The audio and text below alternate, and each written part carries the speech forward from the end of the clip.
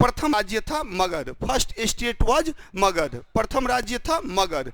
मगध का उत्कर्ष हुआ। मगध के उत्कर्ष के 3 प्रमुख कारण थे। भौगोलिक कारण, राजवंशों की भूमिका, इसके अलावा मैंने बताया था सामाजिक खुलापन। भौगोलिक कारण में मैंने बताया था कि उत्तर बिहार मतलब बिहार की उपजाऊ भूमि, पहले बिहार 2 भाग था, दक्षिण बिहार हो गया झारखंड, बिहार की उपजाऊ भूमि और झारखंड का रूढ़ प्रदेश, खनिज प्रदेश, जिसके कारण से मगध का उत्कर्ष हुआ। फिर हम लोगों ने किया कि इस भौगोलिक पृष्ठभूमि में राजवंशों की भूमिका रही। 4 राजवंश रहे, हर्यक वंश, शिशुनाग वंश, नंद वंश और बाद में मौर्यों का उद्भव होता है। लेकिन उससे पहले एक बृहद्रथ वंश है जो पौराणिक है, कहानी में है, जो ऐतिहासिक नहीं है। और तीसरी बात मैंने कहा कि शूद्र भी राजा बन रहे हैं और जनता विद्रोह नहीं कर रही है, यानी जरूरी नहीं कि क्षत्रिय शासन करे। तो ये सामाजिक खुलापन था, ये सोशल ओपननेस था, जिसकी वजह से भी राइज हुआ मगध का। तो मगध के उत्कर्ष के ये 3 कारण है। एक क्वेश्चन सिंपल बीपीएससी में दे सकता है, ई ऑप्शन वाला, कि निम्नलिखित में से कौन से कारण मगध के उत्कर्ष से रहे हैं, तो उसमें ये 3 दे देगा। और चौथा होगा कि कौन से कारण नहीं रहे हैं, तो उसमें चौथा एक ऑप्शन जोड़ देगा, तो वो कारण नहीं होगा जो नेक्स्ट हो सकता है। तो इसमें याद रखेंगे कि 3 कारण थे मगध के उत्कर्ष के: भौगोलिक पृष्ठभूमि, सामाजिक खुलापन, राजवंशों की भूमिका। और तब मगध का उत्कर्ष होता है बिहार झारखंड वाले प्रदेश में, धीरे धीरे सारा क्षेत्र इनके कंट्रोल में आ जाता है, इनके कंट्रोल में आ जाता है, इनके नियंत्रण में आ जाता है। तो इसमें जो हम लोगों ने देखा कि मगध का जो उत्कर्ष होता है, तो इसमें कितने राजवंश हैं, तो 4 राजवंश हैं। पहला है पौराणिक वंश, यानी फर्स्ट डायनेस्टी वाज हिस्टोरिकल, कहानी में है, बृहद्रथ कहानी है, महाभारत कथा से जरासंध जुड़ा हुआ है। तो बृहद्रथ वंश में बृहद्रथ, जरासंध और रिपुंजय है। तो founder was Brihadratha and last ruler was Ripunjay. संस्थापक था बृहद्रथ और अंतिम शासक था रिपुंजय। दूसरा है हर्यक वंश, हर्यक वंश का संस्थापक है बिंबिसार, अंतिम शासक है नागदशक। तो founder was Bimbisara and last ruler was Nagdashak. Bimbisara, Ajatashatru, Udayan, अंतिम 3 रहता अनिरुद्ध, मुंडक, नागदशक। और इसके बाद शिशुनाग वंश में शिशुनाग संस्थापक है, Shishunaga was the founder. Then Kalashoka उसका क्या है, सक्सेसर है, उसका उत्तराधिकारी है। And last one was Mahanandi, Mahanandi अंतिम शासक है। कंटिन्यू, यहाँ से क्वेश्चन, एक सिंपल क्वेश्चन दे सकता है कि फाउंडर कौन था, संस्थापक कौन था, अंतिम शासक कौन था। और नंद वंश का संस्थापक महापद्मनंद है, अंतिम शासक घनानंद है। अच्छा, आज जो ये पीडीएफ पे जो मैं क्लास ले रहा हूँ, ये पीडीएफ अवेलेबल रहेगा। सेम पीडीएफ भी मैं अवेलेबल कर दूंगा, बौद्ध जैन वाला डाल दिया था, इसको भी मैं डाल दूंगा टेलीग्राम चैनल पे। और उसके अलावा जो आपका जो टेलीग्राम पे समर्थ मंच ES, और उसके अलावा जो विद्या एजुकेशन ग्रुप का जो ऐप है, उस ऐप पे भी अवेलेबल रहेगा। तो इसमें देखेंगे बृहद्रथ, जरासंध, रिपुंजय, यहाँ बिंबिसार, अजातशत्रु, उदयन, अनिरुद्ध, मुंडक, नागदशक, यहाँ शिशुनाग, कालाशोक, लास्ट में है महानंदी, और यहाँ महापद्मनंद और अंतिम शासक घनानंद। इसमें फिर हम लोगों ने कर लिया था लास्ट क्लास में कि हर्यक वंश कर लिया था। तो हर्यक वंश में बिंबिसार संस्थापक है, कार्यकाल 545 ईसा पूर्व से 492 ईसा पूर्व। ये 492 से 460 है अजातशत्रु, 460 से 444 है उदयन, और अंतिम शासक है नागदशक, जिसकी हत्या करके कब 412 ईस्वी में शिशुनाग ने शिशुनाग वंश की स्थापना की। तो ये याद रखेंगे, बिंबिसार को श्रेणिक भी कहा जाता है, अजातशत्रु को कुणिक भी कहा जाता है, और उदयन को उदयभद्र भी कहा जाता है। काल भी याद रखना है, ये जनरली काल बहुत इंपॉर्टेंट नहीं है मेन नाम, और ये श्रेणिक, कुणिक और उदयभद्र। साथ ही साथ एक और चीज है, बौद्ध धर्म के प्रति ये भी उदार हैं, बौद्ध धर्म और, लेकिन जैन धर्म, बौद्ध धर्म और जैन धर्म दोनों के प्रति समान भाव है इसका, किसका, बिंबिसार का। इक्वल जो ये है बिंबिसार इक्वली ट्रीट कर रहे हैं बुद्धिज्म और जैनिज्म को, हालांकि बुद्धिज्म के प्रति ज़्यादा इसका झुकाव है। और जैनिज्म से इसीलिए है क्योंकि महावीर स्वामी इसके संबंधी थे, वे इनके रिलेटिव हैं, यानी कि ये महावीर स्वामी के बहनोई हैं, क्योंकि महावीर स्वामी की बहन है चलेना बहन है, और उनसे विवाह हुआ बिंबिसार का। और इसके बाद अजातशत्रु ने बौद्ध धर्म को अपनाया, बुद्धिज्म को अपनाया, उदयन ने जैन धर्म को अपनाया, इसमें ये याद रखिएगा कि उदयन ने कुसुमपुर नगर की स्थापना की, कुसुमपुर नगर की स्थापना की। Kusumpur town was established by Udayan which was called later on Pataliputra, जिसे बाद में पाटलिपुत्र कहा जाता है। इतना तक हम लोगों ने देख लिया था। इसमें भी सबको अलग अलग करके देखेंगे। अंतिम शासक नागदक्षक है। तो अब बिंबिसार के संदर्भ में क्या क्या पॉइंट था, फटाफट लास्ट क्लास को मैं केवल एक्सप्लेन कर रहा हूँ। पिछली क्लास जिसने किया है उनको तो मज़ा आ रहा होगा, जो नए आज आए होंगे तो उनको थोड़ी सज़ा लगेगी, क्योंकि मैंने कहा था कि कल से ही क्लास ही स्टार्ट हो रही। तो और दूसरी बात, कोई दिवाली की छुट्टी नहीं है, केवल छठ में 2 दिन या 3 दिन की छुट्टी होगी, बाकी 31 दिसंबर तक कोई छुट्टी नहीं है। क्योंकि अगर टारगेट पूरा करना है तो छुट्टी को बाय बाय करना पड़ेगा। और चूंकि 5 सब्जेक्ट एक साथ चल रहा है तो ये बात जान लीजिए, बीपीएससी, दरोगा, सीडीपीओ तीनों एग्जाम आपका पकड़ा जाएगा। अगर एसएससी भी, अगर बाय द वे जो भी एग्जाम, नेक्स्ट मंथ भी कोई एग्जाम दे रहे हैं, 1 महीना पढ़ लीजिएगा तो लगेगा पैसा वसूल हो गया। जिस तरह की क्लास हो रही है वो क्लास देख के ही आपको अपने आप अंदाजा लगेगा। फाउंडेशन बैच, जो फाउंडेशन वाले होंगे उनके लिए मे बी कि 2 घंटे की क्लास मॉर्निंग में शुरू होगी, ज़्यादा संभावना है। थोड़ा मैं वेट कर रहा हूँ ज्वाइनिंग की, और उस ज्वाइनिंग के बाद जो है वो क्लियर करूँगा।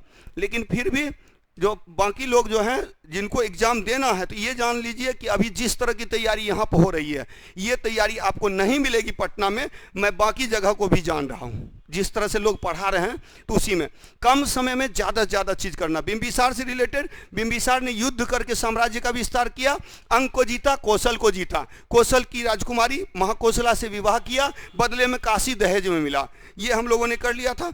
इसने वैवाहिक संबंध स्थापित किए, मेनली जीता अंग और कौशल को। अंग का शासक ब्रह्मदत्त पराजित हुआ, कौशल का शासक प्रसेनजीत पराजित हुआ। विवाह बोला जाता है कि इसकी 500 रानियां थी, जिसमें 3 प्रमुख है, महाकौशला, चेलना, क्षेमा। महाकौशला कौशल नरेश प्रसेनजीत की बहन है, लिच्छवी नरेश चेटक की पुत्री है चलना, और मध्य प्रदेश की राजकुमारी है क्षेमा। इसने कूटनीतिक संबंध भी स्थापित किए, स्पेशली अवंती नरेश प्रद्योत जब पीलिया रोग से ग्रसित हुआ, he was suffering from jaundice, तो उसके इलाज के लिए राजवैद्य जो अपना पर्सनल डॉक्टर है उसको जीवक को भेजा था, जो ऑफिशियल डॉक्टर है जीवक इसको भेजा। तो ये था बिंबिसार। बिंबिसार से रिलेटेड इतने ही पॉइंट जनरली बनते हैं। और इसके अलावा बिंबिसार की हत्या करके अजातशत्रु शासक बना। इसी में मैंने बताया था चलना से इसके 2 पुत्र हुए थे, हल और बेहल, जिसको इसने शतनक, हाथी और कुछ बहुमूल्य उपहार प्रदान किया था, जो अजातशत्रु को पसंद नहीं आया। तो इसके बाद अजातशत्रु शासक बनता है। अजातशत्रु शासक बनता है। अजातशत्रु को पैट्रिसाइड भी बोलते हैं, पितृहंता बोलते हैं, पितृहंता बोलते हैं। और इसने युद्ध किया, 3 प्रमुख युद्ध है, अंग का युद्ध, कौशल का युद्ध और वज्जी का युद्ध। अंग को दोबारा पराजित किया, पहले पिताजी ने पराजित किया था, फिर इसने पराजित किया, ब्रह्मदत्त पराजित हुआ। इस बार कौशल को पराजित किया, प्रसेनजीत को पराजित किया। क्यों पराजित किया? क्योंकि प्रसेनजीत ने काशी वापस ले लिया था, काशी ले लिया था, तो फिर इसने उसको हरा कर काशी वापस लिया और इसकी पुत्री वजीरा से विवाह किया, इसकी पुत्री वजीरा से विवाह किया।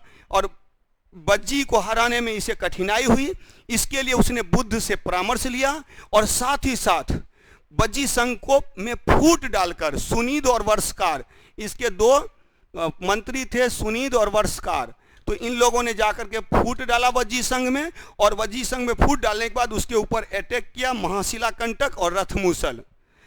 पिछले क्लास में उसका वीडियो भी मैंने अपलोड कर दिया है, विस्तार से किया गया है। अभी थोड़ा सा फास्ट में रिवाइज कर रहा हूँ, तो ताकि आपके दिमाग में बैठ जाए। सुनीद और वर्षकार मंत्री थे, जिनकी मदद से फूट डाला वज्जी संघ में, और फिर वज्जी संघ पर हमला किया, 2 नए यंत्रों का प्रयोग किया, महाशिला कंटक और रथमूसल, और इस तरह से जीत गया, वज्जी को जीत गया।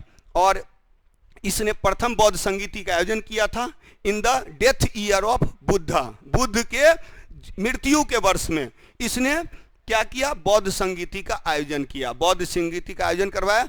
और बौद्ध संगीति कहाँ? राजगिरी में, सप्तपर्णी गुफा में।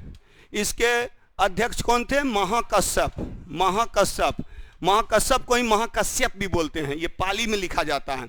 और इसमें क्या था? ये कब हुआ था? 483 ईसा पूर्व, 483 BC, यानी जिस साल बुद्ध की मृत्यु हुई। और बौद्ध संगीति में 2 पुस्तकों की रचना की गई, सुत्त पीटक और विनय पीटक। सुत्त पीटक की रचना किया था किसने? आनंद ने। और विनय पिटक की रचना क्या था? उपाली ने। आनंद और उपाली ने सुत्त पिटक और विनय पिटक की रचना की। यहाँ तक हम लोगों ने देख लिया था। और इसके बाद उदयन था। उदयन ने कुसुमपुर नगर की स्थापना की। कुसुमपुर ही आधुनिक पाटलिपुत्र नगर है। क्लियर? अब इसके बाद आता है शिशुनाग वंश। तो फिर हम लोग शिशुनाग वंश पे आते हैं। शिशुनाग वंश का संस्थापक कौन है?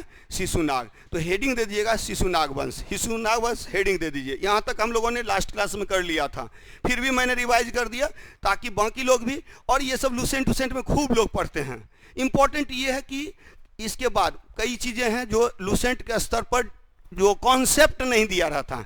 यहाँ क्लास में आपको यही कॉन्सेप्ट मिलेगा, कम समय में बहुत ज़्यादा, कम समय में बहुत ज़्यादा।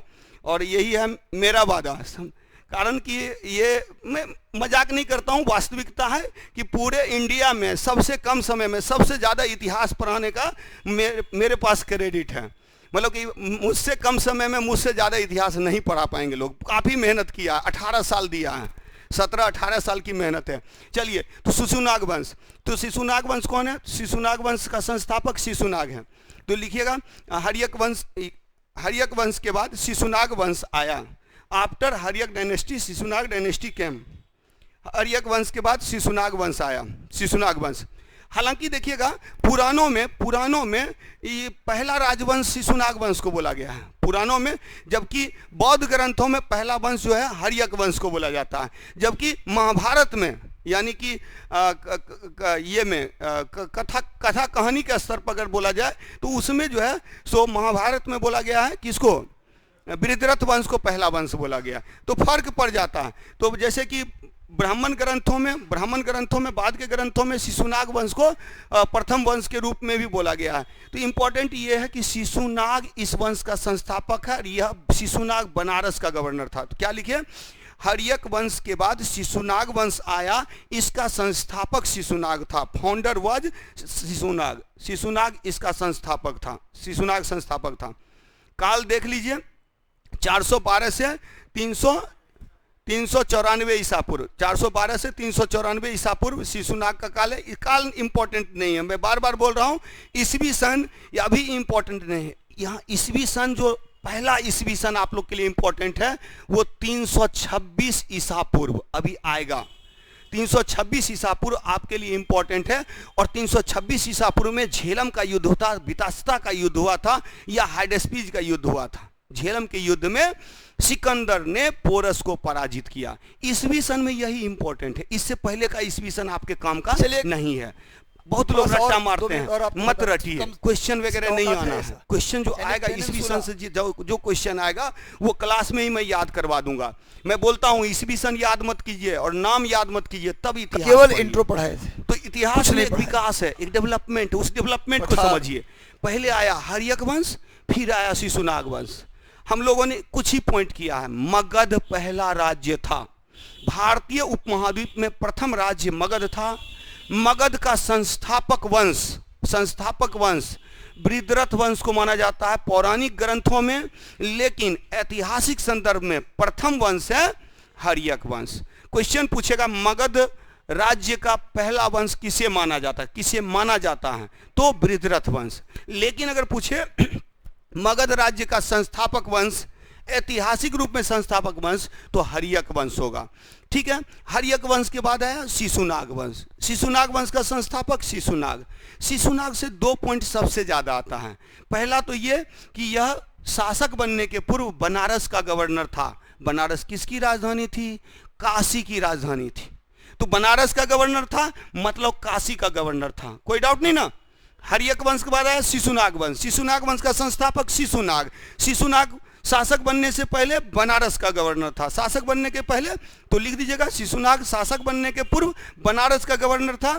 इसने वैशाली को राजधानी बनाया इंस्टीड ऑफ कुसुमपुर के स्थान पर वैशाली को राजधानी बनाया। किसने? शिशुनाग ने। तो शिशुनाग ने वैशाली को राजधानी बनाया, शिशुनाग ने वैशाली को राजधानी बनाया। हालांकि बहुत सारी कहानियां हैं, कहानी हम लोग को नहीं पढ़ना है कि ये एक शिशु था, इसकी रक्षा एक नाग कर रहा था, एक सेनापति गुजर रहा है उधर से, उसने देखा कि एक शिशु की रक्षा नाग कर रहा है, उस शिशु को ले गया अपने साथ, वही शिशुनाग कहलाया।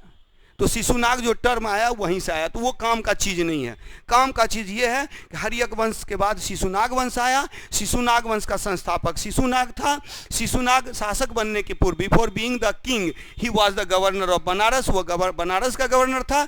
Banaras was the capital of Kashi, Banaras Kashi की राजधानी थी, इसलिए ये काशी का भी गवर्नर है, इसीलिए ये काशी का भी गवर्नर है। अगर बाय द वे क्वेश्चन पूछ दिया कि काशी का गवर्नर, तो ये याद रखिएगा, काशी का गवर्नर या बनारस का गवर्नर कौन था? शिशुनाग। और इसने किसको राजधानी बनाया?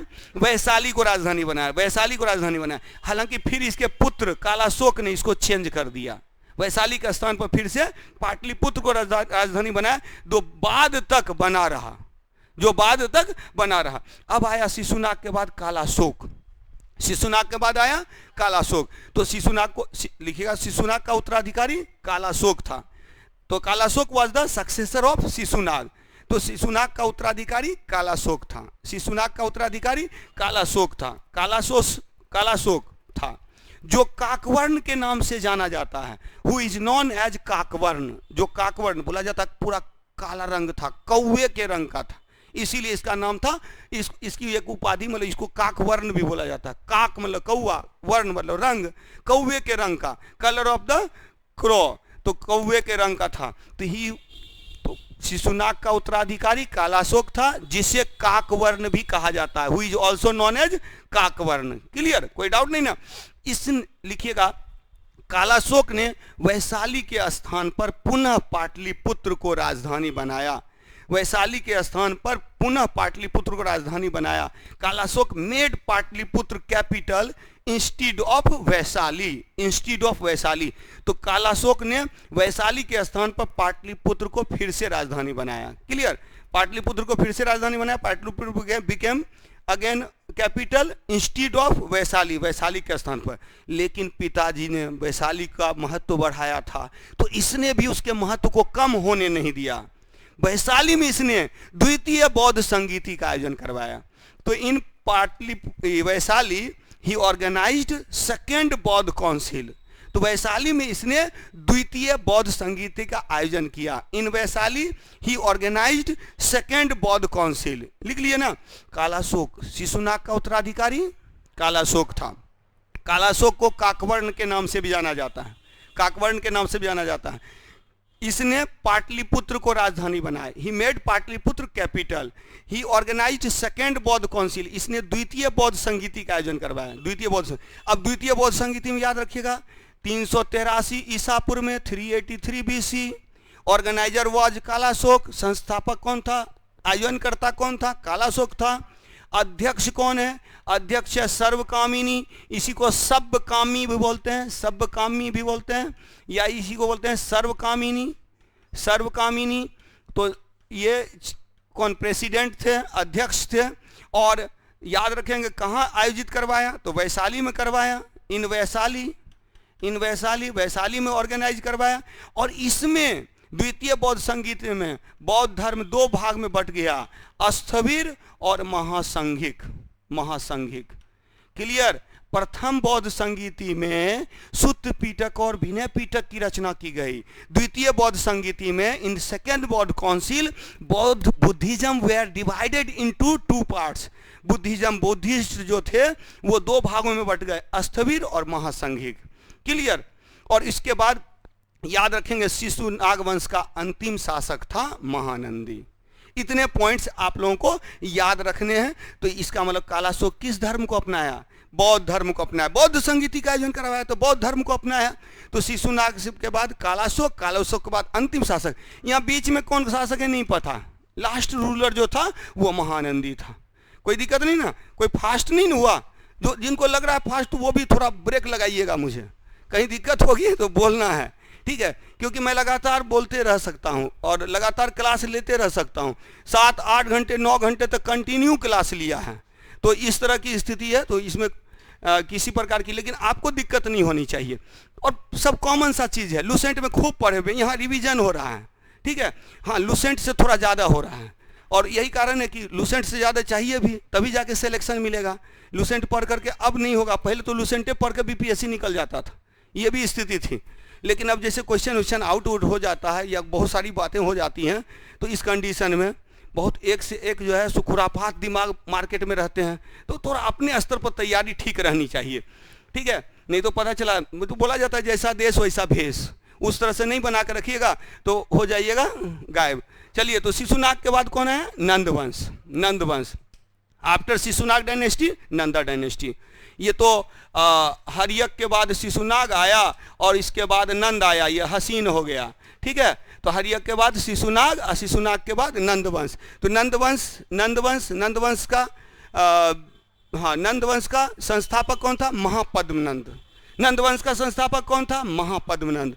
Mahapadmananda was the founder of Nanda dynasty. नंदवंश हेडिंग दे दिए, नंदवंश का संस्थापक महापद्मनंद था। Mahapadmananda was the founder of Nanda dynasty, Nanda dynasty. दूसरी बात याद रखना कि इसने, यह जाति से नाई था, यह जाति से नाई था, यानी कि शूद्र है, शूद्र है, ब्राह्मण, क्षत्रिय, वैश्य और उसके बाद शूद्र, तो ये शूद्र है। He became king and it was accepted by the people of Magadh. यह राजा बना और इसको किसने? मगध की जनता ने स्वीकार किया। इसी सोशल ओपननेस की मैं बात कर रहा था, इसी सामाजिक खुलापन की बात कर रहा था कि मगध के उत्कर्ष का एक बड़ा कारण था योग्यता पर बल है। यहाँ इस बात पर बल नहीं कि क्षत्रिय ही शासन करेंगे, तो ये रूढ़िवाद नहीं है, बल्कि यहाँ योग्यता पर बल है। Mahapadmananda became the king, Mahapadmananda शासक बना, तो नंद वंश का संस्थापक महापद्मनंद। चूंकि ये क्षत्रिय नहीं है तो क्षत्रिय विरोध तो करेंगे, अब विरोध करेंगे तो क्षत्रियों का इसने नाश किया, इसीलिए इसने उपाधि ली सर्वक्षत्रांतक। इसने सर्वक्षत्रांतक की उपाधि ली, इसने सर्व छत्रांतक की उपाधि ली। He had given taken the title of Sarva Kshatrantaka. यहाँ छत्रांतक गलत लिखा है, छप्रांतक नहीं है, छत्रांतक। तो इसने सर्व छत्रांतक की उपाधि ली। इसने भार्गव की सर्व छत्रांतक, एक चीज याद रखिएगा, परशुराम ने भी क्षत्रियों का नाश किया था, तो परशुराम जी को भार्गव भी बोलते हैं, परशुराम जी को भार्गव भी बोलते हैं। तो इनको जो है दूसरा परशुराम या दूसरा भार्गव भी बोलते हैं। परशुराम का एक नाम है भार्गव, तो इसको महापद्मनंद को दूसरा परशुराम या दूसरा भार्गव भी कहते हैं। इसके अलावा इसका एक और उपाधि है Ugrasen. He had taken the title of Ugrasen, Ugrasen की उपाधि ली। तो तीन बातें याद रखिएगा। पहला तो ये बहुत बार पूछा हुआ क्वेश्चन है, सर्वक्षत्रांतक किसको कहा गया? ये बहुत सारे एग्जामिनेशन में, एसएससी, रेलवे, सब जगह पूछा हुआ क्वेश्चन है। तो महापद्मनंद नंदवंश का संस्थापक था। किसको मारकर? महानंदी की हत्या करके, महानंदी को मार करके नंदवंश की स्थापना की महापद्मनंद ने। महापद्मनंद जाति से नाई था, शूद्र था, और इसीलिए जब ये शासक बना तो क्षत्रियों का विरोध किया, तो इसने क्षत्रियों का नाश किया, क्षत्रियों से लड़ाई की, क्षत्रियों को का दमन किया, इसीलिए इसको सर्वक्षत्रांतक कहते हैं। सर्वक्षत्रांतक, ही इज नोन एज सर्वक्षत्रांतक। और सर्वक्षत्रांतक ऐसा काम प्राचीन काल में जो बोला जाता है, रामायण कथा में परशुराम के लिए बोला जाता है, परशुराम ने भी ये काम किए थे, तो इसीलिए इसको सेकेंड परशुराम, दूसरा परशुराम भी बोला जाता है, या परशुराम का ही एक नाम है भार्गव, तो इसीलिए इसको दूसरा भार्गव भी बोला जाता है। और एक पॉइंट रखेंगे, उग्रसेन। महापद्मनंद, उग्रसेन, अंतिम शासक घनानंद, ये अग्रमीज, ये अग्रमीज है, ये उग्रसेन है, उग्रसेन। तो नंदवंश का संस्थापक महापद्मनंद जाति से नाई यानी शूद्र, इसने क्षत्रियों का नाश किया, इसीलिए इसने सर्वक्षत्रांतक की उपाधि ली। सर्वक्षत्रांत मतलब क्षत्रियों को, जो क्षत्रिय शक्तिशाली होंगे, शासन करने योग्य होंगे, उनको मार करके ही ना शासक बना होगा। तो इसीलिए इसी संदर्भ में, भले ही जरूरी थोड़ा कि सारे क्षत्रियों को मार दिया होगा, लेकिन जो शासन कर रहे हैं उनको जब तक नहीं दबाया होगा, उनको नहीं हटाया होगा, तब तक ये शासक नहीं बना। तो इसीलिए ये सर्वक्षत्रांतक की उपाधि लिए। इससे दूसरा भार्गव, दूसरा परशुराम, उग्रसेन। इसने जैन धर्म को अपनाया, इसकी जानकारी मिलती है हाथी गुम्फा अभिलेख से। He had accepted Jaina religion. We come to know from हाथी Gumpha inscription which was issued by Kharavela, जो खारवेल के द्वारा जारी किया गया था। मौर्योत्तर काल में, लेटर मौर्य पीरियड में, पोस्ट मौर्य पीरियड में एक शासक था, कलिंग का एक शासक था, कलिंग नरेश था, कलिंग का शासक था खारवेल। खारवेल जिसने उदयगिरी पर्वत पर हाथी गुंफा अभिलेख जारी किया। इसके बारे में पोस्ट मौर्य पीरियड में पढ़ेंगे, जब मौर्योत्तर काल पढ़ेंगे ना तो वहां फिर इसकी चर्चा आएगी। एक अभिलेख है हाथी गुंफा अभिलेख, कहां है? उदयगिरी पर्वत पर। उदयगिरी पर्वत कहां है? उड़ीसा में। उड़ीसा का प्राचीन नाम क्या है? कलिंग। और कलिंग का राजा कौन था? खारवेल। खारवेल ने जारी किया है हाथी गुंफा अभिलेख। इस अभिलेख में क्या मिलता है पता? इसमें मिलता है खारवेल ने जिन की मूर्ति को वापस लाया। ध्यान देंगे क्या बोलता है हाथी गुंफा अभिलेख, क्या बोलता है? हाथी गुंफा अभिलेख में लिखा हुआ है खारवेल ने जिन की मूर्ति को मगध से वापस लाया। खारवेल ने जिन की मूर्ति को मगध से वापस लाया। खारवेल मतलब कि brought back the statue of Jina from Magadh which was taken by Mahapadmananda, जो महापद्मनंद लेकर गया था। कहां से? कलिंग से। तो दो बात का पता चलता है, जिन मतलब महावीर स्वामी भगवान है, भगवान की मूर्ति ऐसे लेके जाने दे देगा कोई? हराया होगा। इससे दो बात का पता चलता है, जब महापद्मनंद ने कलिंग को पराजित किया तो कलिंग से जिनकी मूर्ति ले गया मगध। फिर जब खारवेल शासक बना तो इसने मगध को जीता और कलिंग ही जिन की मूर्ति को कलिंग वापस लाया। तो इससे दो बात की जानकारी मिलती है कि कलिंग को जीता था महापद्मनंद ने। ठीक है, तो खारवेल हाथी गुंफा अभिलेख ये लिखना है कि हाथी गुंफा अभिलेख तो लिख लीजिएगा। महापद्मनंद की जानकारी का एक प्रमुख स्रोत, अब main source of information of Mahapadmananda. Mahapadmananda की जानकारी का एक मुख्य स्रोत, अब main source of information of Mahapadmananda is Hathi Gumpha inscription. Mahapadmananda की जानकारी का एक मुख्य स्रोत हाथी गुंफा अभिलेख है। महापद्मनंद की जानकारी का एक मुख्य स्रोत हाथी गुंफा अभिलेख है। क्लियर? हाथी गुंफा अभिलेख जिसे खारवेल ने जारी किया, which was issued by Kharavela, जिसे खारवेल ने जारी किया, which was issued by Kharavela. Clear? Mahapadmananda की जानकारी का एक प्रमुख स्रोत हाथी गुंफा अभिलेख है जिसे खारवेल ने जारी किया, which was issued by Kharavela. Clear? Kharavela was the king of Kalinga. Kharavela Kalinga का शासक था। Kharavela was the king of Kalinga. तो खारवेल कलिंग का शासक था। क्लियर? खारवेल कलिंग का शासक था। हाथी गुंफा अभिलेख उदयगिरी पर्वत पर अवस्थित है। Hathi Gumpha inscription is located on Udayagiri mountain. Udayagiri पर्वत पर अवस्थित है। हाथी गुंफा अभिलेख उदयगिरी पर्वत पर अवस्थित है। हाथी गुंफा अभिलेख उदयगिरी पर्वत पर अवस्थित है। Hathi Gumpha inscription is located on Udayagiri mountain. Udayagiri mountain Udayagiri पर्वत पर अवस्थित है। और उदयगिरी पर्वत तब कहाँ होगा? कलिंग में है, उड़ीसा में है। क्वेश्चन पूछा हुआ है, ये पूछा हुआ है, ये यूपीएससी का पूछा हुआ क्वेश्चन है कि निम्नलिखित में से मतलब कि उदयगिरी पर्वत किस राज्य में है, या निम्नलिखित में से कौन सा पर्वत यहाँ पर उड़ीसा में है। तो एक चीज याद रखिएगा, उदयगिरी के बगल में खंडगिरी भी है। तो बीपीएससी में ई ऑप्शन वाला क्वेश्चन दे सकता है। उदयगिरी पर्वत, खंडगिरी पर्वत कहाँ है? कलिंग पर। और उदयगिरी पर्वत पर हाथी गुंफा अभिलेख है। हाथी गुंफा अभिलेख से क्या पता चलता है? तो लिखिएगा, हाथी गुंफा अभिलेख से पता चलता है, हाथी गुंफा अभिलेख से पता चलता है, we come to know by Hathi Gumpha inscription. हाथी गुंफा अभिलेख से पता चलता है, we come to know by Hathi Gumpha inscription. हाथी गुंफा अभिलेख से पता चलता है खारवेल ने जिन की मूर्ति को वापस लाया। खारवेल ने जिन की मूर्ति को मगध से वापस लाया। Kharavela brought back the statue of Jina from Magadh. Hathi Gumpha अभिलेख से पता चलता है खारवेल ने जिन की मूर्ति को वापस लाया।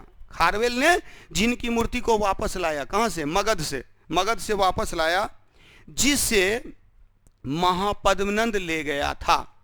जिसे महापद्मनंद ले गया था, which was taken by Mahapadmananda. Mahapadmananda ले गया था। ठीक है, तो इसमें 2 पॉइंट लिख लेंगे। महापद्मनंद ले गया था, तो महापद्मनंद जैन धर्म का अनुयायी था नंबर 1, और महापद्मनंद ने कलिंग को जीता नंबर 2। ये दोनों पॉइंट लिख देंगे। महापद्मनंद जैन धर्म का अनुयायी था। Mahapadmananda was the follower of Jaina religion. Second one, he defeated Kalinga, उसने कलिंग को हराया। ठीक है, 2 पॉइंट यहां याद रखेंगे। ये इसीलिए क्वेश्चन आता है, बिफोर अशोका, अशोक के पहले कलिंग को किसने जीता था? महापद्मनंद। क्या कि अशोक के जानकारी का एक प्रमुख स्रोत है जो अशोक के अभिलेख हैं, और अशोक ने कलिंग को जीता था। यह बहुत ही इंपॉर्टेंट फैक्ट है। 361 ईसा पूर्व में, 261 ईसा पूर्व में, 261 ईसा पूर्व में अशोक ने कलिंग को जीता था। कलिंग युद्ध के बाद उसने युद्ध का त्याग कर दिया था, ये सबको पता है। लेकिन कलिंग से पहले भी किसी ने जीता था, कलिंग को पहले भी किसी ने जीता था अशोक से पहले, वो था महापद्मनंद। क्लियर? एक एक पॉइंट में क्लियर कर रहा हूं। थोड़ा पिछला जो था वो अब समझ में आ गया होगा, पिछला वाला पढ़ा दिए थे लास्ट क्लास में, इसीलिए उसको थोड़ा फास्ट लेके चले, यहाँ से हम लोग स्लो हैं। और उसके बाद Ghanananda was the last ruler of Nanda dynasty.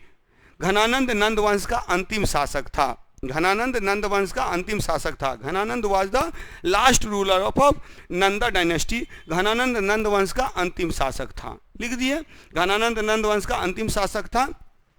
इसकी उपाधि अग्रमीज है। His title was Agrammes. Agrammes was Ugrasena Mahapadmananda. Agrammes Ghanananda, Ugrasena Mahapadmananda, Agrammes Ghanananda. इसकी उपाधि अग्रमीज है। इसकी उपाधि अग्रमीज है। घनानंद की उपाधि अग्रमीज है। अग्रमीज है। क्लियर? एक पॉइंट जो बहुत बार क्वेश्चन पूछा गया विभिन्न एग्जामिनेशन में, when Alexander attacked on India, जब सिकंदर ने भारत पर आक्रमण किया था, which dynasty was ruling here, तो यहाँ किस वंश का शासन चल रहा था? That was Nanda dynasty. वो नंद वंश था, नंद वंश का शासन चल रहा था। ठीक है, तो ये क्वेश्चन भी आता है कि सिकंदर का समकालीन राजवंश कौन है? Which dynasty is the contemporary dynasty of Alexander the great. Sikandar महान का समकालीन वंश कौन सा है? तो नंद वंश है। क्लियर? कोई डाउट नहीं ना? अच्छा, एक चीज और याद रखिएगा, there were 9 rulers of Nanda dynasty. Nanda वंश के 9 शासक हुए, जिसे नवनंद कहा जाता है। नवनंद। जैसे 9 रत्न है तो नवरत्न, वैसे ही नवनंद। तो नंद वंश के 9 शासक थे, इसीलिए इन्हें नवनंद भी कहा जाता है। इसे नवनंद भी कहा जाता है। चूंकि नंद वंश के 9 शासक थे, since there were 9 rulers in Nanda dynasty, Nanda वंश के 9 शासक थे, इसीलिए इन्हें सो दे वेर कॉल्ड नवनंद, इसीलिए इसे नवनंद भी कहा जाता है। नवनंद भी कहा जाता है। क्लियर? हटा दिया जाए ना, तो पहला था हर्यक वंश, फिर शिशुनाग वंश, और फिर नंद वंश। नंद वंश। अब याद रखेंगे, इसी समय क्या हुआ कि जिस समय नंद वंश का शासन था, इसी समय भारत पर अटैक किया था सिकंदर द ग्रेट ने। ठीक है, सिकंदर महान ने, अलेक्जेंडर द ग्रेट ने। तो हेडिंग दे देंगे, भारत पर विदेशी आक्रमणकारी। ये प्रथम आक्रमणकारी जो थे ईरानी थे। भारत पर विदेशी आक्रमणकारी, foreign invader on India, foreign invader. तो भारत पर विदेशी आक्रमणकारी, विदेशी आक्रमणकारी। देखिए, स्ट्रक्चर बनाने से क्या होता है ना कि थोड़ी फास्ट स्टडी हो जाती है, अदरवाइज पॉइंट में लिखने पर ज़्यादा समय लगता है। तो भारत पर विदेशी आक्रमणकारी, विदेशी आक्रमणकारी। जनरली सिकंदर को तो सब जानते हैं कि सिकंदर ने भारत पर आक्रमण किया, लेकिन सिकंदर से पहले डेरियस फर्स्ट ने, दारा प्रथम ने भारत पर आक्रमण किया था। तो विदेशी आक्रमणकारी। तो एक पॉइंट याद रखिए, पहला पॉइंट लिखिएगा, भारत पर आक्रमण करने वाले प्रथम विदेशी ईरानी थे। भारत पर आक्रमण करने वाली द फर्स्ट इन्वेडर, भारत पर आक्रमण करने वाले who attacked on India, that was Persian. तो वो ईरानी थे। भारत पर आक्रमण करने वाले प्रथम या पहले आक्रमणकारी ईरानी थे। पहले आक्रमणकारी ईरानी थे। ठीक है, तो प्रथम आक्रमणकारी कौन है? ईरानी। पर्सियन। ईरान को फारस भी बोला जाता है। ईरान का प्राचीन नाम फारस है, तो पर्सिया भी बोला जाता है। तो ईरानी थे। और इसमें जो शासक था वो कौन था? जो भारत में ऐसे तो है डेमेट्रियस है, डेमेट्रियस यहाँ बोला जाता है। ईरानी शासक नहीं, ये यूफ्रेटाइट्स, यानी कि ईरानी आक्रमणकारी में जो शुरू के जो रूलर्स हैं वो उतने इंपॉर्टेंट नहीं है। हालांकि सबसे इंपॉर्टेंट है दारा फर्स्ट। तो नेक्स्ट पॉइंट लिखेगा, भारत पर सर्वप्रथम दारा प्रथम ने आक्रमण किया था। At first Dara first attacked on India. Bharat पर सर्वप्रथम दारा प्रथम ने आक्रमण किया था। At first Dara first attacked on India, तो भारत पर सर्वप्रथम दारा प्रथम ने आक्रमण किया था। दारा प्रथम, तो दारा प्रथम ने सबसे पहले आक्रमण किया था भारत पर सबसे पहले दारा प्रथम ने आक्रमण किया था, Dara first.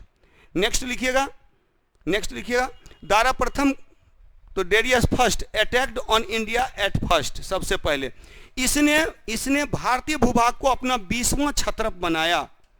He made Indian reason 20th क्षत्रप, 20वां क्षत्रप बनाया। जैसे प्रांत होता है ना, प्रोविंस होता है ना, प्रोविंस के लिए kshatrap term was used by Persian rulers, Persian शासकों के द्वारा क्षत्रप शब्द का प्रयोग किया गया, क्षत्रप प्रणाली। बाद में शक भी इसको अपनाते हैं। भारत पर आक्रमण करने वाले पहले कौन थे? ईरानी थे।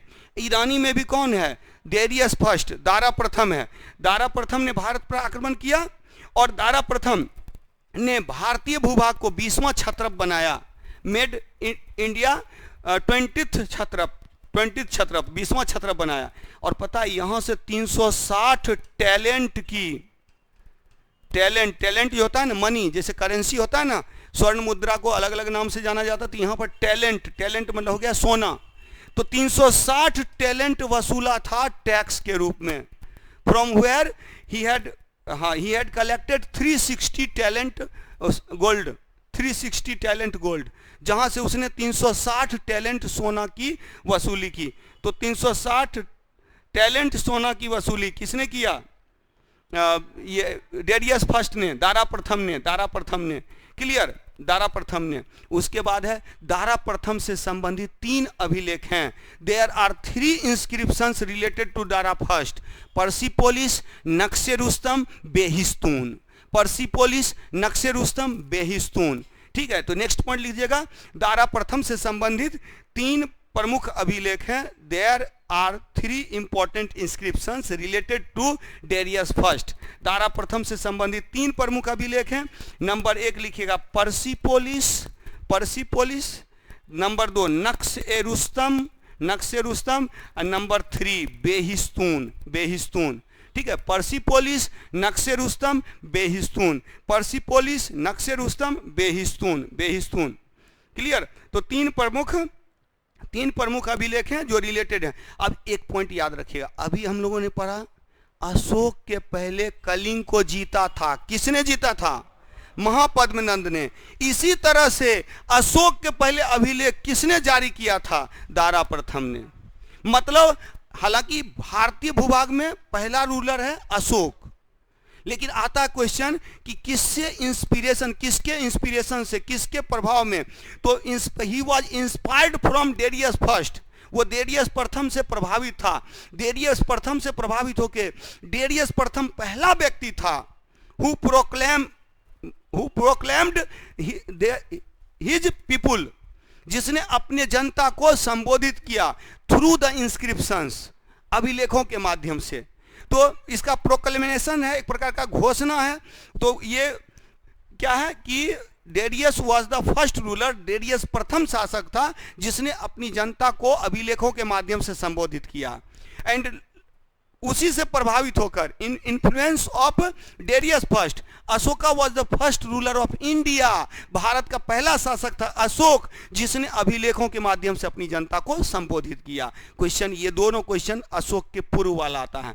अशोक के पहले कलिंग को जीता महापद्मनंद ने, अशोक के पहले अपनी जनता को संबोधित करते हुए अभिलेख जारी किया था डेरियस फर्स्ट ने, दारा प्रथम ने।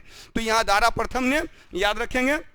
इसके बाद एक पॉइंट याद रखिएगा कि जो हम लोग जो सेक्शन कर रहे हैं वो कर रहे हैं क्या, जो विदेशी आक्रमणकारी, तो विदेशी आक्रमणकारी डेरियस। अच्छा, एक चीज याद रखिएगा, जो हकमनी वंश के जो शासक था ना, वो साइरस था। इससे पहले मतलब पहला शासक जो माना जाता है कि दारा प्रथम से पहले, वो साइरस, या इसी को कुरूस बोला जाता है, साइरस। तो ईरानी शासक साइरस है, जिसके बारे में चर्चा मिलती है कि साइरस जो था वो दारा प्रथम से पूर्व साइरस शासक था, लेकिन उसने भारतीय भूभाग को जीता नहीं था। भारतीय भूभाग को जीतने वाला पहला जिसने इसको 20वां क्षत्रप बनाया था वो डेरियस है। और डेरियस के संदर्भ में है कि डेरियस ने 360 टैलेंट सोना वसूला था यहाँ से, 360 टैलेंट सोना वसूला था यहाँ से।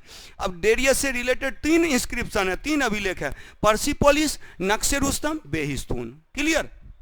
तो पहला अब याद रखिएगा, ही वॉज हखमनी रूलर। एक पॉइंट लीजिएगा, दारा प्रथम हखमनी वंश का शासक था। दारा प्रथम हखमनी वंश का शासक था। Darius first was the ruler of Hakhamani dynasty. Dara प्रथम हखमनी वंश का शासक था।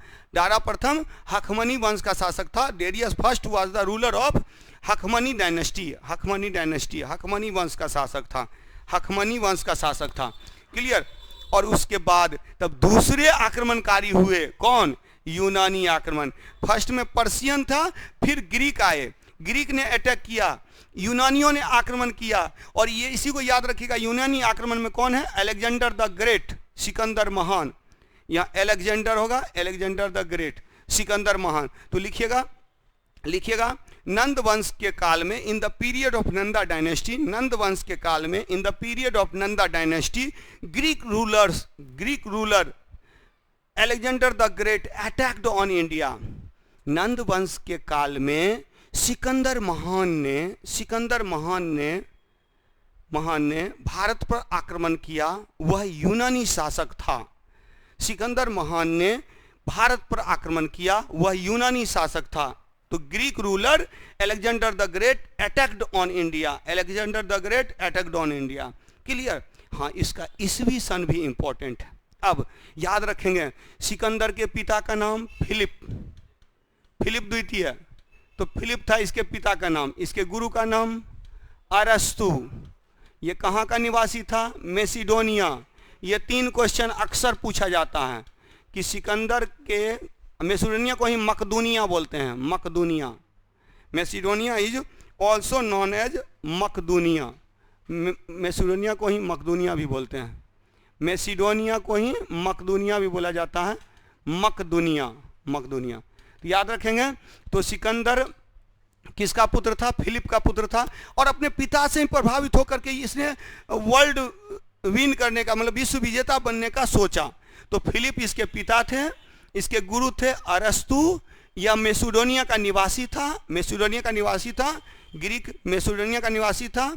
और उसके बाद इसने 327 ईसा पूर्व में, in 327 BC he decided to win the world। तो विश्व को जीतने का निश्चय लिया, विश्व की विक्ट्री ऑफ वर्ल्ड। तो विश्व विजेता बनने का जो निर्णय लिया वो 327 ईसा पूर्व में। 1 साल लग गए भारत पहुंचते हुए। भारत में सबसे पहले तक्षशिला था। इंडिया का मैप आप लोग के दिमाग में होगा। तो भारतीय भूभाग में जब ये प्रवेश करता है, तो सबसे पहले यहाँ तक्षशिला है, तक्षशिला। और तक्षशिला का शासक कौन है?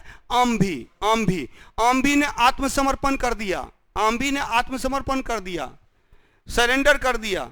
आम्भी सरेंडर अगेंस्ट अलेक्जेंडर के सामने आम्भी ने आत्मसमर्पण कर दिया। लेकिन आगे जब बढ़ा तो चिनाब और झेलम के बीच में पुरु राज्य था। Between Chenab and Jhelum Puru state was establish. और उसी का शासक था, रूलर वाज पोरस ने बोला नहीं, मर जाएंगे लेकिन हार नहीं मानेंगे, मतलब कि सरेंडर नहीं करेंगे। और इसीलिए युद्ध हुआ दोनों के बीच में, between Porus and Alexander. Battle was fought. तो पहले एक युद्ध हुआ, that was battle of Bitasta. इसी को झेलम का युद्ध कहते हैं, झेलम का युद्ध। बस लास्ट है, झेलम का युद्ध कब हुआ? 326 ईसा पूर्व में, 326 ईसा पूर्व में। तो झेलम के युद्ध से क्वेश्चन बनता है। सिकंदर के पिता का नाम फिलिप, गुरु का नाम अरस्तु, रहने वाला था मैसिडोनिया मकदोनिया का। इसने 327 ईसा पूर्व में फैसला किया विश्व विजेता बनने का। विश्व विजेता बनने के लिए जब सेना लेके चला, सबको पराजित करते हुए आ गया पेशावर, तक्षशिला, गांधार की राजधानी थी तक्षशिला का शासक था आम्भी ने आत्मसमर्पण कर दिया। उससे आगे बढ़ा तो पोरस का राज्य था, पोरस ने डिनाई कर दिया, उसने युद्ध लड़ने का फैसला किया और तब एक युद्ध हुआ। वही युद्ध था क्या? झेलम का युद्ध। युद्ध हारने के बाद पता है जब पोरस को कैदी बना दिया गया, कैद किया गया, तब उससे बोला गया, सिकंदर ने उसके युद्ध लड़ने से काफी प्रभावित हुआ। उसने पूछा कि तुम्हारे साथ क्या किया जाए? तो उसने कहा कि वही जो एक राजा दूसरे राजा के साथ करता है, मतलब मुझे कोई मर्सी नहीं चाहिए, तलवार निकालो और सर कलम कर दो। कहने का अर्थ है कि वही जो एक राजा दूसरे राजा के साथ करता है, और इस पे जो है सो इसने बोला जाता है कि उसके जवाब से इतना प्रसन्न हुआ सिकंदर, न केवल उसका राज्य वापस लौटाया, बाकी क्षेत्र भी उसी को सौंप दिया कि इसको शासन करो। तो यही है। तो झेलम का युद्ध कब हुआ? 326 ईसा पूर्व में। झेलम का यूनानी नाम है हाइडेस्पीज, और ऋग्वेद में नाम है इसका वितस्ता, झेलम का। इसीलिए झेलम के युद्ध को ही कहते हैं वितस्ता का युद्ध, झेलम के युद्ध को ही कहते हैं हाइडेस्पीज का युद्ध, हाइडेस्पीज का युद्ध। झेलम को ही कहते हैं हाइडेस्पीज का युद्ध, झेलम को ही कहते हैं वितस्ता का युद्ध। ठीक है, झेलम का युद्ध, वितस्ता का युद्ध, हाइडेस्पीज का युद्ध, तीनों एक ही है। तो हम लोग कर रहे हैं झेलम के युद्ध से क्या क्या क्वेश्चन बनता है। पहला क्वेश्चन तो ये, झेलम के युद्ध को ही वितस्ता का युद्ध या हाइडेस्पीज का युद्ध कहा जाता है। Battle of Jhelum is also known as battle of Vitasta, battle of Hydaspes. Clear? Jhelum के युद्ध को ही वितस्ता का युद्ध कहते हैं, झेलम के युद्ध को ही हाइडेस्पीज का युद्ध कहते हैं। यह युद्ध कब हुआ? This battle was fought in 326 BC। यह युद्ध कब हुआ? 326 ईसा पूर्व में। किसके किसके बीच हुआ? सिकंदर और पोरस के बीच, अलेक्जेंडर वर्सेस पोरस। तो अलेक्जेंडर वर्सेस पोरस, सिकंदर और पोरस के बीच हुआ, पोरस के बीच हुआ। कब हुआ? 326 ईसा पूर्व में। इसमें इसका प्रिय घोड़ा बुकाफेला मारा गया।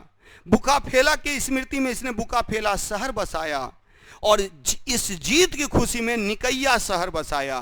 तो निकैया और बुकाफेला दो शहर बसाया इस युद्ध के बाद सिकंदर ने। क्लियर? तो झेलम के युद्ध को कहते हैं वितस्ता का युद्ध, लिख लिए। इसी को कहते हैं हाइडेस्पीज का युद्ध, लिख लिए।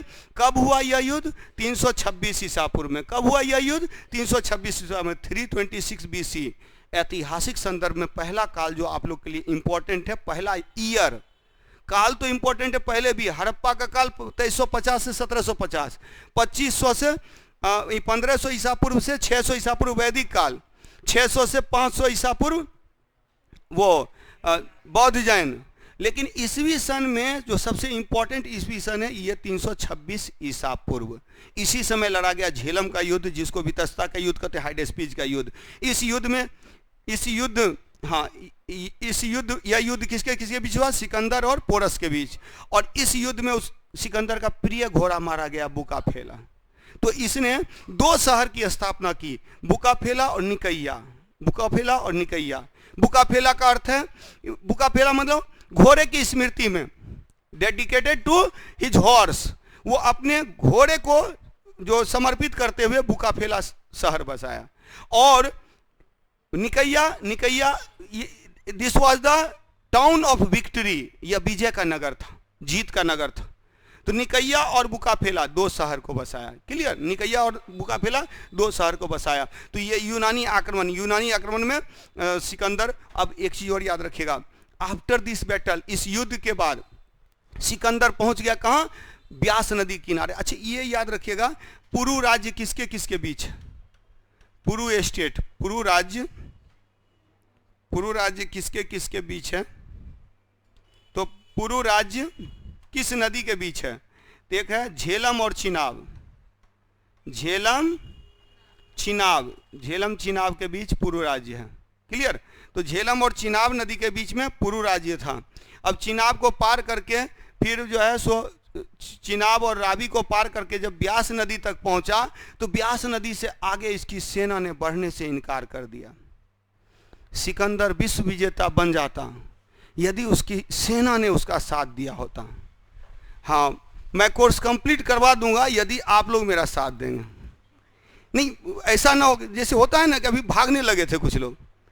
तो स्वाभाविक सी बात है कि कोर्स कंप्लीट की ही बात नहीं है। मैं जो बता रहा हूं कि मेरा जो 17-18 साल का अनुभव है, वो पूरा अनुभव मैं झोंक दे रहा हूं। कुछ और भी चीज़ है जिस पर कि काम किया जा रहा है। पहले तो मैंने एक अच्छी टीम तैयार की है, जबरदस्त टीम है। पटना में अभी फिलहाल ऐसी टीम कहीं नहीं है। जितने भी लोग हैं एसएससी वाले लोग जो है सो बीपीएससी की तैयारी करवा रहे हैं। यहाँ जो लोग भी हैं ना सब ओवर टैलेंटेड हैं। साइंस में हबीब सर बाकी जगह भी पढ़ाते हैं, तो बाकी जगह भी पढ़ाते तो साइंस उतना ही चाहिए। मेन तो आर्ट्स पेपर है, और आर्ट्स में चाहे इकोनॉमिक्स में श्रीवास्तव सर की बात कीजिएगा, चाहे आप मेहता सर की बात कीजिएगा पॉलिटी में, या फिर रजनीश सर की बात कीजिएगा ज्योग्राफी में, तो जो भी यहाँ टीचर हैं मतलब कि सब सिविल सर्विस वाले हैं। मिशन 50 में मैं और सर दोनों पढ़ा रहा हूँ, रजनीश सर और मैं दोनों जाता हूँ वहाँ हम ही दोनों संभाले हुए हैं। तो इसीलिए एक बेस्ट टीम खड़ी हुई है। अब इस बेस्ट टीम को मतलब आगे ले जाना ये आप लोगों की जिम्मेदारी है। आप लोगों की जिम्मेदारी है, पहले खुद देखिए, खुद क्लास कीजिए, और उसके बाद जो है सो बाकी लोगों को भी बताइए, ताकि क्या हो कि दोनों को लाभ मिले, ताकि ये टीम बनी रहे। आपके लिए भी लाभप्रद होगा, हमारे लिए भी लाभप्रद होगा।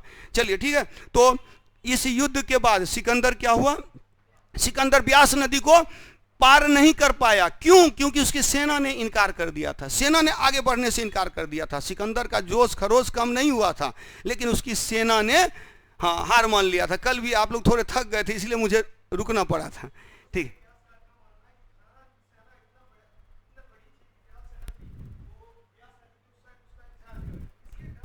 नहीं, अगर ये बात होती तो वहां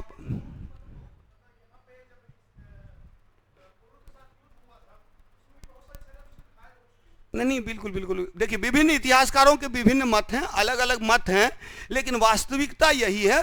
वास्तविकता ये है कि चूंकि पोरस जब शामिल हो गया तो पोरस की सेना भी तो इसके साथ हो गया, जब आम्भी हो गया तो आम्भी की सेना भी तो इसके साथ हो गया, तो सेना की कमी उसे भी नहीं थी। दूसरी बात कि चंद्रगुप्त खुद मदद मांगने गया था, चंद्रगुप्त खुद गया था सिकंदर से मदद मांगने के लिए, लेकिन सिकंदर ने, अब सिकंदर भी राजा, ये भी राजा, अपने आप को राजा समझ रहा था, राजा था नहीं। तो ऐसे में क्या हो गया कि कई बार देखिए, तो विभिन्न इतिहासकारों का अलग अलग मत है। देखिए, मैं बार बार बोलता हूं कि हमें कहानी नहीं पढ़नी है, वो क्या बोलते हैं, मित्तल वगैरह किताब, एकेडमी वाली बुक सब जो देखिएगा ना, उन सब में ये चीज़ें ज़्यादा रहती हैं। अब अगर इग्नू की बुक उठाइएगा तो वहाँ कहीं नहीं है, एनसीईआरटी उठाइए तो एनसीईआरटी में ऐसा कहीं नहीं है। तो सिकंदर, दूसरी बात कि अगर घनानंद इतना ही पावरफुल था, तो फिर आखिर ये चोरों और डाकुओं की सेना को लेकर के चंद्रगुप्त ने कैसे उसको पराजित कर दिया। तो बहुत सारी चीजें हैं। दूसरी बात है कि देखिए, एक योग्यता भी होता है कि आपके पास एक बड़ी सेना है। 1 लाख की सेना था किसके पास, तो जब 10,000 की सेना लेकर आया था बाबर, तो यहाँ पर इब्राहिम लोदी के पास 1 लाख की सेना थी, लेकिन हार गया ना। तो वही है युद्ध कौशल ये सब में। लेकिन जो फैक्ट है, जो देखिए एक्चुअली बुद्धिस्ट बौद्ध धर्म की जो बुक है, जो ग्रीक बुक है, वो जो बोलता है उसको अधिक ऑथेंटिक मानेंगे। जो ब्राह्मण धर्म की जो बुक है, यानी स्पेशली देखिएगा, कई पुस्तकें जो हमारी पुस्तकें हैं वो हमारा गुणगान ज़्यादा करती हैं। तो ऐसे में नंद की सेना बहुत शक्तिशाली थी। तो कुछ इतिहासकार ये भी बल देते हैं, इतिहासकार मानते हैं कि जो घनानंद की बड़ी सेना के कारण से वो वापस लौट गया। लेकिन आप मौलिक कारण अगर देखेंगे तो उसके 2 कारण है कि युद्ध करने से उसकी सेना आगे बढ़ने से इनकार कर दिया। उसका 2 रीजन था। पहला रीजन ये था कि वो सेना युद्ध लड़ते लड़ते थक चुके थे, 1 साल का समय हो चुका था, और अब उनको अपने परिवार की याद भी आ रही थी। तो ये जो 2 प्रमुख रीजन है जिसके कारण से उसकी सेना ने आगे बढ़ने से इनकार किया। अब इसी में क्या है, अगर अदरवाइज देखिएगा तो पहली बार नौसेना का परिचय भारत को सिकंदर ने ही करवाया था, क्योंकि जब ये वापस लौटा था तो खुद लौटा था स्थल मार्ग से, और इसकी एक सैनिक टुकड़ी नियारकस के नेतृत्व में। तो एक पॉइंट लिख देंगे ना कि सिकंदर का नौसेनापति नियारकस था। नियारकस जो था सिकंदर का नौसेनापति था। Nearchus was the naval commander of Alexander. तो नियारकस इतिहासकार भी है। सिकंदर का समकालीन इतिहासकार में तो एक पॉइंट याद रखेंगे, नियारकस। यहाँ 1-2 पॉइंट और बता रहा हूँ, लास्ट कर दे रहा हूँ। तो यूनानी आक्रमणकर्ता कौन था, अलेक्जेंडर द ग्रेट। ठीक है, इसको खत्म किया जाए।